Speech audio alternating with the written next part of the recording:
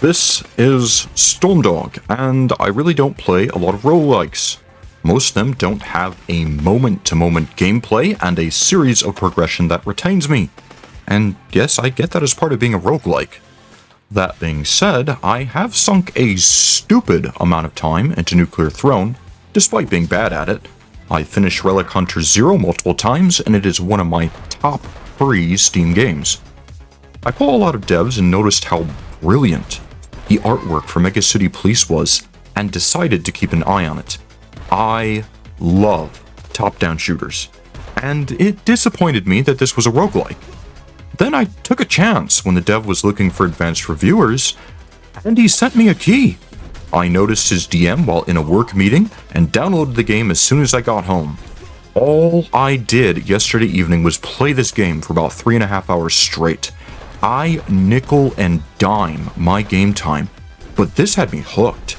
This is the most brilliant roguelike I have played since Nuclear Throne. I'm not even that great at it, it's just so addicting. I'm trying to rave in an organized way, but it's not coming easy. Thankfully, the game does have a slightly easier way to play it than Classic mode. It also has a casual mode that takes a little of the edge off. Despite that, most of my time was on normal in Classic mode. I've already beat it once, and I just keep unlocking more characters. Every character has a splendid design that makes me want to use them, but they also have a unique loadout and abilities. Half the time, I forgot to use the abilities because the moment-to-moment gunplay is so good. The weapons here are very pleasing, with me discovering more weapons every run. It gets really hard when you're deep into a run and you found the perfect set of weapons, then the game sets this incredibly juicy, possibly sexy, light machine gun in front of you. The Cyborg character does let you carry 3 guns though, and sometimes at the upgrade screen between areas you can buy an extra weapon slot. The Cyborg is definitely one of my favorite characters, as it lets you roleplay as RoboCop, the Peter Weller one. My other favorite character is the Scout, as she's just so speedy and can turn invisible long enough to get you out of trouble.